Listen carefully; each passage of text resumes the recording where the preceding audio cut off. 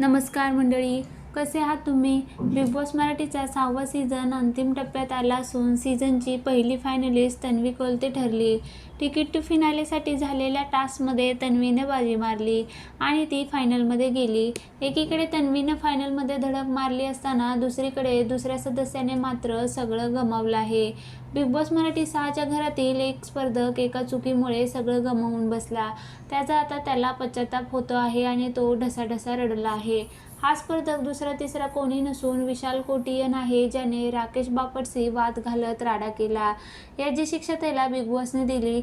विशालला संपूर्ण सीझनसाठी नॉमिनेट करण्यात आलं.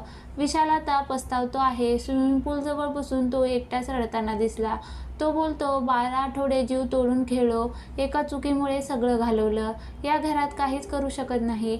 मला एक टोळीवाल्यांसाठी, बाबांसाठी खेळायचं आहे, आईसाठी जिंकायचं आहे, पण कसं माहिती नाही. नॉमिनेशनच्या टास्कमध्ये राकेशने विशालला आपल्या आणि इतरांच्या वैयक्तिक आयुष्यावर बोलतं असं म्हणत विशालला नॉमिनेट केलं. या रागात विशालने राकेशच्या घटस्फोटाचा मुद्दा उकरून काढला. यामुळे राकेशही भडकला. सुरुवातीला दोघांमध्ये बाचाबाची झाली आणि नंतर हाणामारी झाली. बिग बॉसने राकेशला एका आठवड्यासाठी आणि विशालला संपूर्ण सीझनसाठी नॉमिनेट केलं.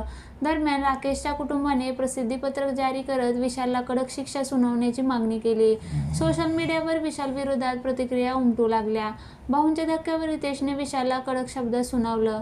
रितेश म्हणाला, विशाल, तुम्ही राकेश यांना धक्का नाही मारला तर तुम्ही जी जिंकायची ट्रॉफी आहे तिला धक्का मारलात.